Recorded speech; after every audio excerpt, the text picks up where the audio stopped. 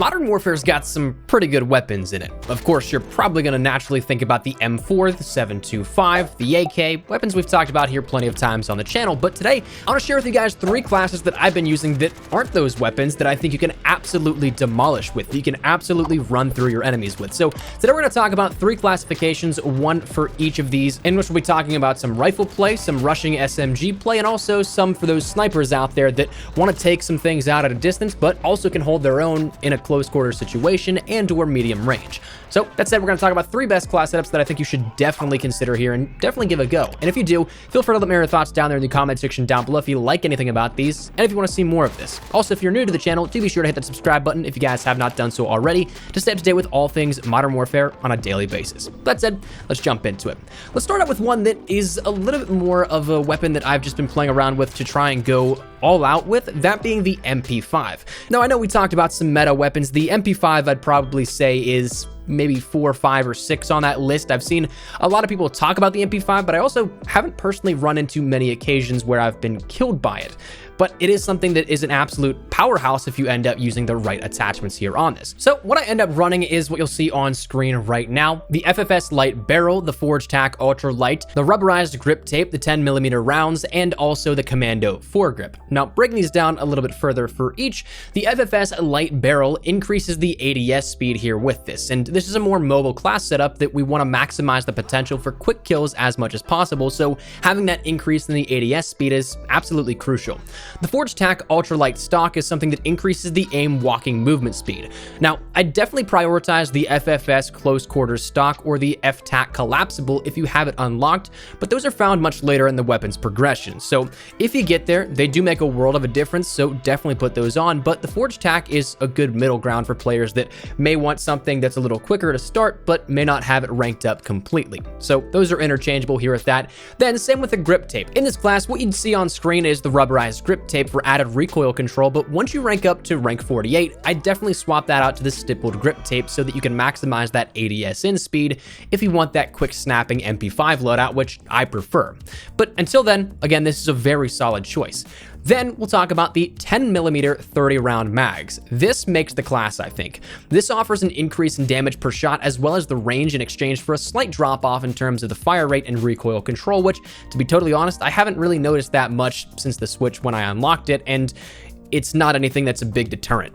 I used this and swore by it in the beta, and I'll still swear by this magazine now. This definitely makes the class in my opinion. If you have to keep one attachment on this class, definitely use the 10mm 30-round mags. And finally, the Commando foregrip offers increased recoil stabilization to offset what is added with that 10mm rounds, as well as it also increases your aiming stability for a slight reduction in movement speed, which again, you partially gain back when ADS'd with that stock you have on. Now, as for a secondary, I run a Desert Eagle on this, which is surprising that I'm not running Overkill. We'll get to why in just a second, but the Desert Eagle admittedly is for the damage profile. It's got a 1-shot potential, 2-shot mostly, but I admittedly don't have it ranked up enough to fully build it out, but it's gotten me out of a quick bind or 2 since I've started using it. Then for the perks, we end up running Double Time, which is where we sacrifice that Overkill. We want quick movement with this class, so this will allow us to have that double duration of the tactical sprint and increase our crouch movement speed by 30%. I'll be totally honest with you, when I'm playing Ground War, I love that tactical double sprint, so I'll happily take more of that when I can, and of course, even if it's just for a few seconds, you never know when you may need it to duck into cover. Then we end up running Ghost on this as well. We like to be mobile and quick, but we also like to be a little stealthy. Personally, I like to think that I use this more so for the movement help in which I can move around off radar. But of course, there probably will be those times where I have my moments of air quote camping, where I'll lock down an area and just kind of king of the hill style it. But it's nice to have if you want to stay hidden.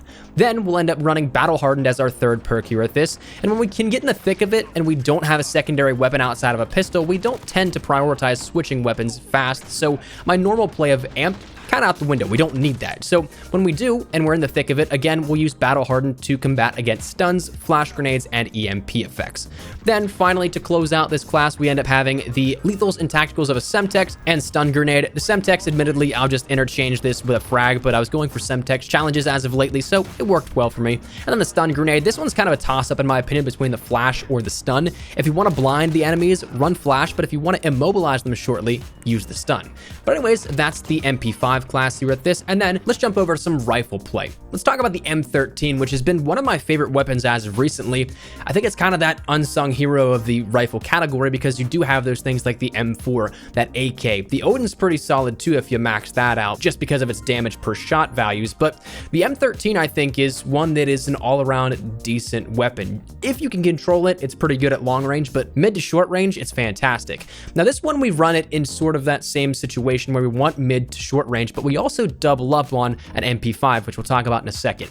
Now for the M13 though, we end up running the Solo Zero Mini Reflex, the close quarters stock, sleight of hand, the stippled grip tape, and the Commando foregrip. Now breaking those down again, the Solo Zero Mini Reflex is for pinpoint accuracy. I'm not the biggest fan of the iron sights on the M13 at the times, so I'll take the optic, though admittedly if you are a fan of the optic, definitely throw on the Tempest Marksman barrel. If I could run 6 attachments, that would be on there 1000%.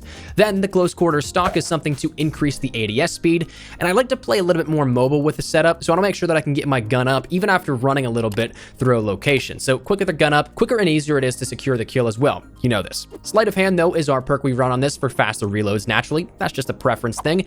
The stippled grip tape optimizes that ADS speed and sprint to fire speed again, helping with a mobile play, and the Commando foregrip is there to help combat the recoil and the aiming stability by positively reinforcing both those values. It's interchangeable I think with the Merc foregrip at times. I've used both and both work out pretty well. As for the perks, we end up running firstly Overkill, which is back to kind of our normal setups here with this, but we run the Overkill of the MP5, and that's literally the exact same setup that we have with that last class setup. We've broken it down, the exact same primary loadout, same attachments, all on that MP5. It's just something that if we're looking for a little bit more versatile firepower and something we want mid-range, but also close range, we can use the M13, and if we run out of ammo, it has that brute force up close of the MP5. So that's something to consider. Ghost we run so we can stay off the radar again, and also then we're back to amped with this as well for increased speed on that weapon swapping. We don't use really rocket launchers or RPGs on this, so doesn't help out too much in that case, but for the weapon swapping, we'll definitely take it. Then for the lethal and tactical, we run a frag grenade as well as a stun grenade on top of that. But let's just say you really just want to chill out. You want to not have to go all out balls to the walls with either this MP5 or the M13. You just want to have a chill time. If you're like me, you pull out a sniper. Now, for a sniping class here, I was actually doing a lot of stuff with the HDR for some camo challenges as of recently, and I found a class that I really did come to enjoy. For this, we end up running the Flash Guard, the 26.9-inch Pro Barrel. We end up running the F-Tac Stalker Scout, Sleight of Hand as a perk, as well as a 7-round mag. Now, to break all these down, the Muzzle Flash Guard, of course, ends up concealing the muzzle flash in exchange for a little bit of a drop-off in that bullet velocity. One thing that I'm not a huge fan of is that it does feel like I do get a hit marker at times at a very long distance, but we're talking like really long at this. But then for the barrel, it kind of makes up for that where we lost a little bit because I'll run the 26.9 HDR Pro Barrel that increases the damage range, increases the bullet velocity, and increases the recoil control, while only sacrificing a little bit in that ADS speed and movement speed, but we make up for that elsewhere. Now, as for the stock, we end up running the F-Tac Stalker Scout, which will increase that ADS sight speed and aiming stability, which again kind of combats what we just talked about, but allows us to get that weapon up a little quicker.